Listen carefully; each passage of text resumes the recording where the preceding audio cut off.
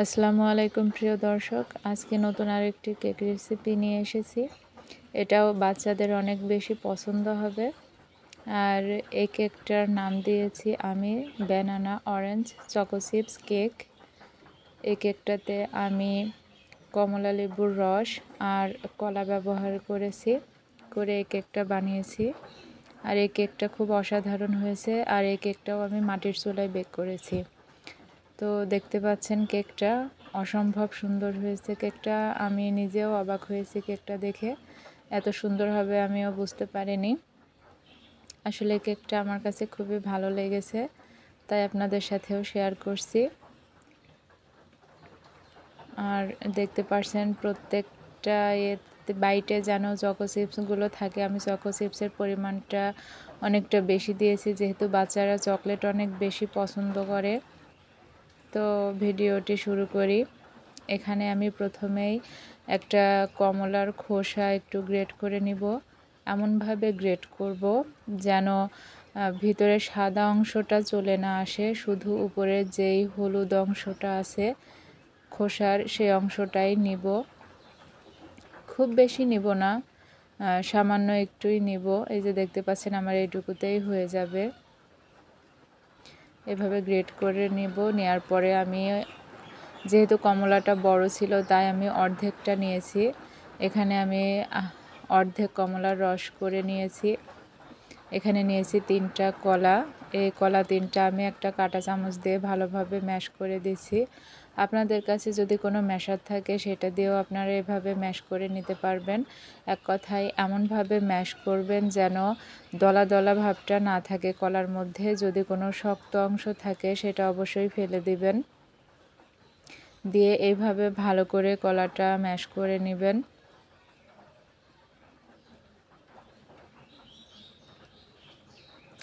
এরপর আমি শুকনো উপকরণগুলো চেলে নিব। সেজন্য আমি এখানে 1 কাপ ময়দা নিয়েছি, 1 টেবিল চামচ কর্নফ্লাওয়ার নিয়েছি, 1 চা চামচ বেকিং পাউডার নিয়েছি আর সামান্য একটু বেকিং সোডা নিয়েছি। নিয়ে আমি সব কিছু একসঙ্গে ভালোভাবে চেলে নিচ্ছি। দেখতে পাচ্ছেন যেটুকু লাম্পস থাকবে সেটুকু হাত দিয়ে ভালোভাবে চেলে দিতে হবে। এরপরে হাত দিয়ে আমি সবগুলো মিশ্রণ ভালোভাবে মিশিয়ে নিলাম। এখানে আমি 2টা ডিম নিয়েছি, আর এই 2টা ডিম আমি একটু হালকা ফেটে নিলাম। নেয়ার পরে আমি এখানে 1 কাপের থেকে একটু কম চিনি ব্যবহার করছি। এই চিনিটা একবারে দিব না, অল্প অল্প করে দিব আর বিট করব। আমি সব সময়ের জন্য হ্যান্ড হুইস্কটা দিয়েই বিট করে দেখাই, কারণ সবার কাছে তো ইলেকট্রিক বিটার থাকে না। তো হ্যান্ড বিটার দিয়ে এভাবে খুব ভালোভাবে কিন্তু কেকের ব্যাটার তৈরি করা যায়। আমি ততক্ষণ পর্যন্ত বিট করব যতক্ষণ না চিনিটা একদম গলে যায় আর ডিমের কালারটা একটু সাদাটে হয়ে আসে।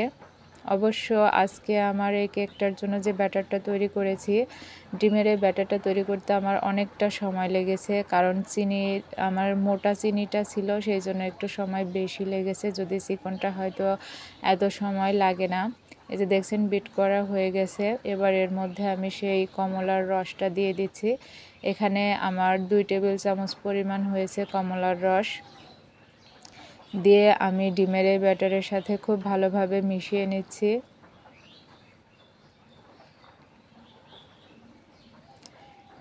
এই মেশানোটা একটু ধীরে সুস্থে মেশাবেন, কারণ জোরে জোরে যদি মেশান তাহলে কিন্তু ডিমের মেলানটা অনেক সময় নষ্ট হয়ে যায়।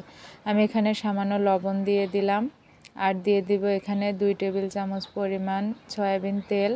দিয়ে আবারও ভালোভাবে একসঙ্গে মিশিয়ে নেব। এরপরে আমি এখানে যে কমলার খোসাটা রেখেছিলাম সেই খোসাটা দিয়ে দিচ্ছি। খোসাটা দিয়েও ভালোভাবে আমি একসঙ্গে সব কিছু মিশিয়ে নেব। সবসময়ের জন্য ডিমের ব্যাটারের সাথে যাই মেশানো হবে সেগুলো একটু সাবধানে মেশাতে হয়, যেন ডিমের ব্যাটারটা নষ্ট হয়ে না যায়। ডিমের ব্যাটার নষ্ট হয়ে গেলে কেকটা কিন্তু ফুলবে না, আর কেকটা ফ্লাপিও হবে না, সফটও হবে না। আর এখানে এবার ময়দার মিশ্রণটা দিচ্ছি আমি, যে শুকনো উপকরণগুলো একসঙ্গে চেলে রেখেছিলাম। একবারে দিব না, অল্প অল্প করে দিব। দেখতে পাচ্ছেন আমি একটা স্প্যাচুলা দিয়ে আস্তে আস্তে করে আমি কিন্তু ডিমের ব্যাটারের সাথেই শুকনো উপকরণটা মেশাচ্ছি। এখানেও ময়দাটা খুব জোরে জোরে কিন্তু অনেক ঘুরিয়ে ঘুরিয়ে প্রেস করে ব্যাটারের সাথে মেশানো যাবে না। এই কাজটা সব সময়ের জন্য একটু হালকা হাতে করতে হয়, করলে ভালো হয়।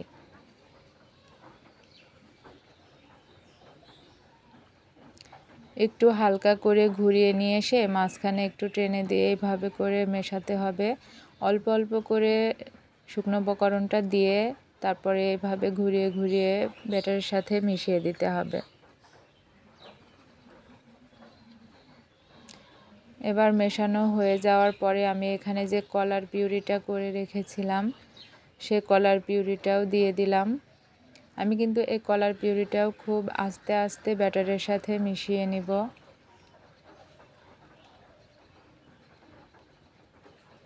ভিডিও ছোট করার জন্য কিন্তু ভিডিওটা কেটে এবং একটু স্পিড বাড়িয়ে এভাবে দেখানো হয়। ভাববেন না যে এত জোরে জোরেই এটা করা হয়েছে, এটা কিন্তু অনেক আস্তে করা হয়েছে এই কাজটা। বারবার সেই জন্য বলছি যে ব্যাটারের সাথে মানে ডিমের ব্যাটারের সাথে যাই মেশাবেন খুবই হালকা হাতে মেশাবেন। এখানে আমি অনেকটা চকো চিপস দিয়ে দিলাম। বাচ্চারা যেহেতু চকলেট খুব বেশি পছন্দ করে তাই এখানে আমি একটু বেশি পরিমাণে চকো চিপস দিয়েছি। এখানে আমি একটা গোল মোল্ড নিয়েছি কেকের। এই মোল্ডের মধ্যে আমি তেল ব্রাশ করে দিচ্ছি নিচে এবং চার সাইডে খুব ভালোভাবে তেল ব্রাশ করব। আর আমি শুধু নিচেই পেপার দিব, সাইডে দিব না, তাই সাইডে খুব ভালোভাবে তেলটা ব্রাশ করে দিচ্ছি। তারপরে আমি এখানে পেপার পেরে দিলাম। পেপার বলতে এটা আমার কোনো বেকিং পেপার না, এটা হচ্ছে এমনি খাতার পেজ, আমরা যে খাতায় লিখি সেই খাতার পেজ। আমি এখানে 2টা পেপার দিয়ে দিলাম। দিয়ে পেপারগুলো কিন্তু ভালোভাবে তেল ব্রাশ করে দিচ্ছি।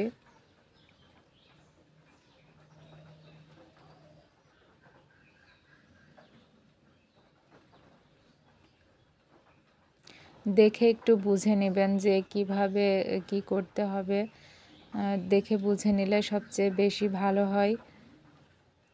বলে ওইভাবে ভালোভাবে বোঝানো যায় না।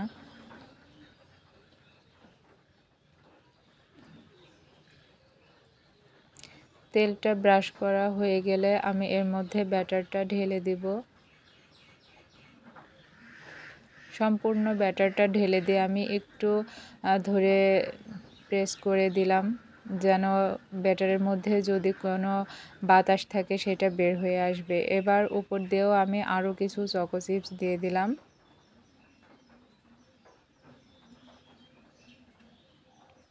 আর এই কেকটি আমি মাটির চুলায় বেক করব। এখানে আমি একটা পাত্রে লবণ দিয়ে দিয়েছি, প্রায় 1 কেজির মতো লবণ দিয়ে দেখতে পাচ্ছেন চুলার আঁচটা কিন্তু মিডিয়ামে আছে। এভাবে আমি 35 থেকে 40 মিনিট ধরে এই কেকটা বেক করে নিব। আর এখানে আমি প্রায় 5 থেকে 10 মিনিট প্রিহিট করে নিয়েছি। প্রথমে বড় ঢাকনাটা দিয়ে ঢেকে প্রিহিট করে নিয়েছিলাম, তারপরে বেটারটা দিয়ে আবার বেটারের উপরে একটা ঢাকনা দিয়েছি, দিয়ে তার উপরে বড় ঢাকনাটা দিয়েছি। দিয়ে আমি কিন্তু আরও বড় একটা মাটির পাত্র দিয়ে ঢেকে তার উপরে একটা নোড়া দিয়েছি। দিয়ে তারপরে আমি কেকটা বেক করে নিয়েছি। এই যে দেখুন কাঠি দিয়ে চেক করে দেখছি কেকটা কিন্তু হয়ে গেছে, কারণ কাঠিটা একদম ক্লিনভাবে বের হয়েছে। এরপর আমি এটাকে বের করে নিছি।